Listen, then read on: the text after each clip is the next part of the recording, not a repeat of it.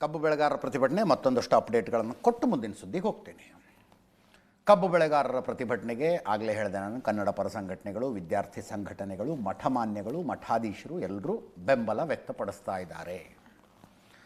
ಕೊಲ್ಲಾಪುರದ ಕನ್ನೇರಿ ಮಠದ ಅದೃಶ್ಯ ಕಾಡಸಿದ್ದೇಶ್ವರ ಸ್ವಾಮೀಜಿಗಳು ಇವತ್ತಿನ ಪ್ರತಿಭಟನೆಯಲ್ಲಿ ಪಾಲ್ಗೊಂಡರು. ಇದನ್ಯಾಕೆ ಪ್ರತ್ಯೇಕವಾಗಿ ಹೇಳ್ತಿದ್ದೀವಿ ಅಂದರೆ, ಅವರು ಭಾಷಣದಲ್ಲಿ ಬಳಸಿದ ಒಂದು ಶಬ್ದವನ್ನು ಕೆಲವರು ಖಂಡಿಸಿದರು. ನೀವು ಬಿಜಾಪುರ ಜಿಲ್ಲೆಗೆ ಹೆಜ್ಜೆ ಇಡಬಾರ್ದು ಅಂತಾಗಿದೆ, ಬಾಗಲಕೋಟೆ ಜಿಲ್ಲೆಗೆ ಹೆಜ್ಜೆ ಇಡಬಾರ್ದು ಅಂತಾಗಿದೆ, ಬೆಳಗ್ಗೆ ಪೇಪರ್ ನೋಡ್ತಿದ್ದೆ ಧಾರವಾಡ ಜಿಲ್ಲೆಗೆ ಹೆಜ್ಜೆ ಇಡಬಾರ್ದು ಅಂತಾಗಿದೆ, ಈಗ ಬೆಳಗಾವಿ ಜಿಲ್ಲೆಗೂ ಬರಬೇಡಿ ಅಂತಾರೇನೋ ಇನ್ನು ಮುಂದೆ ಇವ್ರು. ಹಿಂಗಾದರೆ ಪ್ರತಿಭಟನೆಯಲ್ಲಿ ಮಾತಾಡಿದ್ರು. ಏನು ಅನ್ಕೊಂಡಿದ್ದೀರಿ ನೀವು ರೈತರು ಅಂದರೆ ಅಂತ.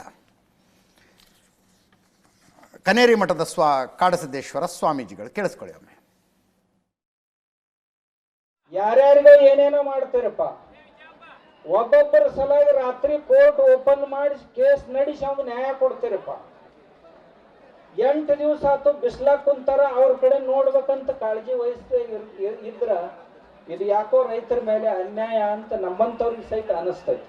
ಆದ್ರೆ ನಮ್ಮ ರೈತರ ಸಲುವಾಗಿ 8 ದಿವಸ ಆದ್ರೂ ಸಹಿತ ಯಾರು ಕೇಳಾಕು ಬರಂಗಿಲ್ಲ, ನೋಡಾಕು ಬರಂಗಿಲ್ಲ ಅಂದ್ರೆ ಏನಿದೇನು ಒಂದು ಬಿಡಾಡಿ ವಸ್ತು ಅಂತ ತಿಳ್ಕೊಂಡಿರೋ, ಏನ ರೈತ ಅಂದ್ರೆ ಒಬ್ಬ ಅಸಹಾಯಕ ವ್ಯಕ್ತಿ ಅಂತ ತಿಳ್ಕೊಂಡಿರೋ, ದೇಶನೇ ರೈತರ ಬೆನ್ನೆಲುಬು ಅಂತೀರಿ, ಹಿಂದ್ ಬಂದು ಜಾಡಿಸಿ ಒದ್ದು ಸೊಂಟ ಮುರಿಬೇಕಂತೀರಿ, ಮುಂದೆ ಹೊಗಳೋದು ಹಿಂದಿನ ಮಕ್ಕಳು ಸೊಂಟ ಮುರಿ ಕೆಲಸ ಮಾಡೋದು. ಒದಿದಂತಂದ್ರೆ ಏನು? ಸೊಂಟ ಮುರಿ ಕೆಲಸ ಮಾಡೋದು ರೈತನಿಗೆ. ಇವ ರೈತ ಗಟ್ಮುಟ್ಟಾಗಿ ನಿಂತ ಅಂದ್ರೆ ನಾಳೆ ನಮ್ಮನ್ನ ಯಾರು ಕೇಳ್ತಾರೋ ಇಲ್ಲೋ ಅನ್ನೋ ಭಯ ಆಯ್ತು. ಹೆಂಗೋ ನಿಮ್ಗ ನಮ್ಮ ರೊಕ್ಕ ಬಾಕಿ ಉಳ್ದೈತಿ ಅದನ್ನ ಕೊಡು ಅಂತ ಕೇಳೋದು ನಮ್ದೇನು ಅಪರಾಧ ಏನು? ಈ ರೊಕ್ಕ ಕೊಡಿಸೋ ಕೆಲಸ ಸರ್ಕಾರದವ್ರದ್ದು ಹೌದೋ ಅಲ್ಲೋ? ಕೊಡ್ಲಿಲ್ಲ ಅಂದ್ರ ಅವ್ರ ಕಾರ್ಖಾನೆ ಕುತ್ತಿಗೆ ಹೆಚ್ಚಗ್ರಿ ಹೆಂಗ್ ಓಡ್ಕೋತ ಬಂದು ಕೊಟ್ಟು ಹೋಗ್ತಾರ ನೋಡ್ರಿ ಅವರು.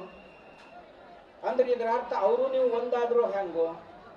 ರೈತನ ಕುತ್ತಿಗೆನೆ ಹೆಚ್ಚಿಗೆದ್ರಾತು, ಇವ್ರ ಕುತ್ತಿಗೆ ಹೆಚ್ಚಗೋದು ಬ್ಯಾಡ ಅಂತಿರೋ ಹೆಂಗೋ? ಯಾರೇ ಪ್ರತಿಯೊಬ್ಬರ ಮನಸ್ಸಿನಲ್ಲೂ ಇರುವ ಪ್ರಶ್ನೆಯನ್ನೇ ಕಾಡಸಿದ್ದೇಶ್ವರ ಸ್ವಾಮೀಜಿಗಳು ಕೇಳಿತ್ತು. ಅಲ್ರಿ, BJP-ಅವ್ರದ್ದು ಫ್ಯಾಕ್ಟ್ರಿ ಇದ್ದಾವೆ, ಸಕ್ಕರೆ ಫ್ಯಾಕ್ಟ್ರಿ, ಕಾಂಗ್ರೆಸ್ನವ್ರದ್ದು ಇದ್ದಾವೆ. ಕಬ್ಬು ಬೆಳೆಗಾರರಿಗೆ ನ್ಯಾಯ ಕೊಡಿ ಅಂದರೆ ಇವ್ರು ಹೆಂಗೆ ಕೊಡ್ತಾರೆ ಅಂತ. ಹಿಂದೆ ನಮ್ಮ ರಮೇಶ್ ಕುಮಾರ್ ಅವರು ಆರೋಗ್ಯ ಸಚಿವರಾಗಿದ್ದಾಗ ಹಾಸ್ಪಿಟಲ್ ಬಿಲ್ ಮೇಲೆ ಒಂದು ನಿಯಂತ್ರಣ ಹೇರಬೇಕು ಅಂತ ಹೊರಟರು. ಅದು ಲಾಜಿಕಲ್ ಎಂಡಿಗೆ ಹೋಗಲೇ ಇಲ್ಲ. ಯಾಕೆ? BJP-ಅವ್ರದ್ದು ಆಸ್ಪತ್ರೆಗಳಿದ್ದಾವೆ, ಕಾಂಗ್ರೆಸ್ನವ್ರದ್ದು ಆಸ್ಪತ್ರೆಗಳಿದ್ದಾವೆ.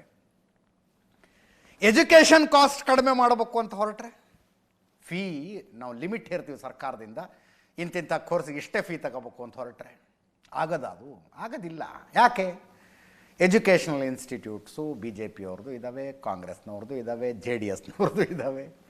ಹಾಗೆ ಇಲ್ಲಿ ಬೆಕ್ಕಿಗೆ ಗಂಟೆ ಕಟ್ಟುವವರು ಯಾರು ಅನ್ನೋ ಪ್ರಶ್ನೆ. ಮುಖ್ಯಮಂತ್ರಿಗಳ ಪತ್ರಿಕಾಗೋಷ್ಠಿಯಲ್ಲಿ ಹೇಳಿದ್ರು, ಪ್ರಧಾನಮಂತ್ರಿಗಳಿಗೆ ಪತ್ರ ಬರೆದು ಸಮಯ ಕೇಳ್ತೀನಿ ಅಂತ ಪತ್ರ ಬರೆದಿದ್ದಾರೆ. ಈಗಷ್ಟೇ ಬರ್ತಾ ಇರೋ ಸುದ್ದಿ ಇದು.